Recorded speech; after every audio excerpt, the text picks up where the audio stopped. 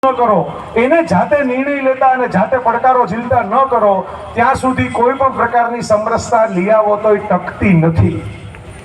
એટલે જ્યારે હળતાળા ગામને આટલું સ્માર્ટનેસ ને આટલું બિરુદ ને આટલા વખાણ થાય છે ને, ત્યારે એ પ્રશંસા હું તો પુરુષ છું છતાંય કહું છું કે એના જશના પહેલા અધિકારી તમારે આ બધા ગૃહિણીઓને ગણવા પડે, આ બહેનોને ગણવા પડે. કઈ એને મેં કીધું ને કે ફિરકી દેખાય નહીં પણ પતંગ દેખાય. પુરુષને હોય તો મોભી છું, મારું માથું દેખાય, પાંચમાં હું પૂછાઉં. પણ એ મોભીનું માથું છે ને એ હલાવનારી ગરદન છે, એ એના ઘરના ગૃહિણી છે, લક્ષ્મી છે. માથું તો જ અલગ જો ગરદન હલે. તો આ સમરસતા છે કુટુંબની. હું શરૂઆતમાં તમને કહેતો હતો મારા મમ્મી મને આવું બધું વાર્તાઓથી શીખવાડતા. કુટુંબ જીવન, દાંપત્ય જીવન શું કહેવાય? તો આપણી બહુ જૂની વાર્તા છે. ચકી લાવી ચોખાનો દાણો, તન્વીબેન, ચકો લાવ્યો મગનો દાણો, એની બનાવી ખીચડી. બરાબર, 2 લીટીની વાર્તા છે. હવે તો આ જનરેશનને કદાચ ચકો ચકીને આપણે ચિત્રો બતાવવા પડે કે આ સ્પેરો છે. પણ ચકી લાવી ચોખાનો દાણો, ચકો લાવ્યો મગનો દાણો, એની રાંધી તે ખીચડી.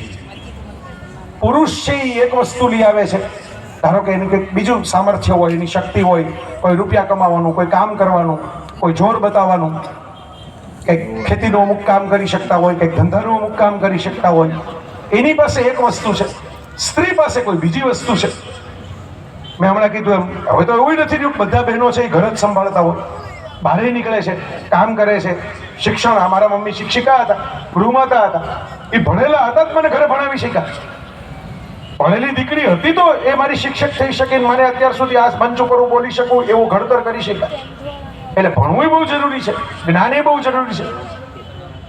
તો સ્ત્રીની પાસે પોતાની કંઈક વસ્તુ છે, પુરુષ પાસે પોતાની. ભગવાને બેને અલગ અલગ બનાવ્યા છે, પણ એક ચોખાનો દાણો લઈ આવે એ પોતાની 2 શક્તિ લઈ આવે, એક વગનો દાણો લઈ આવે એ પોતાની 2 શક્તિ લઈ આવે, અને એ બંને ભેગા થઈને ત્યારે ત્રીજી જ વસ્તુ બને, એ ખીચડીની. ખીચડીનું નામ પરિવાર. હું આ સુરતમાં એકવાર બોલવા આવ્યો ત્યારે મેં બોલેલું કે કુટુંબની વ્યાખ્યા શું? કુટુંબ એટલે ઊંધિયું.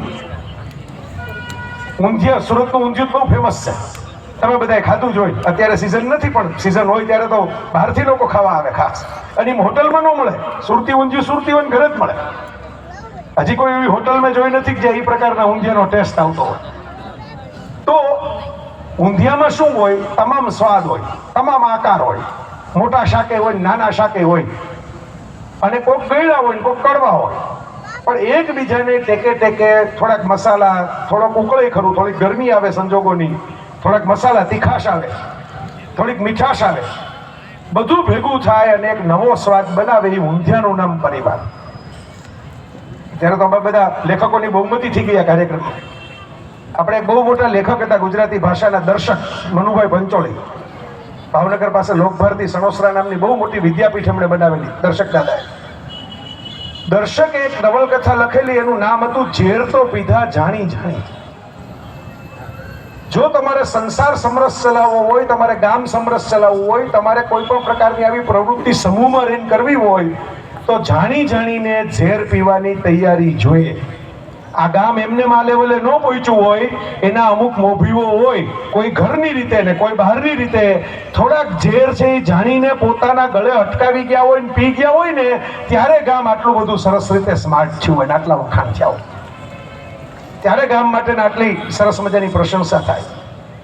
નીલકંઠ મહાદેવની આપણે ત્યાં કથા છે ને, સમુદ્ર મંથન કરો તો અમૃત મળે, પણ છેલ્લે મળે. પહેલા તો જળાહળ વિષ નીકળે, ઝેર નીકળે. હવે ઝેર થૂકો તો બીજાને નડે, ગળી જાવ તો તમને નડે.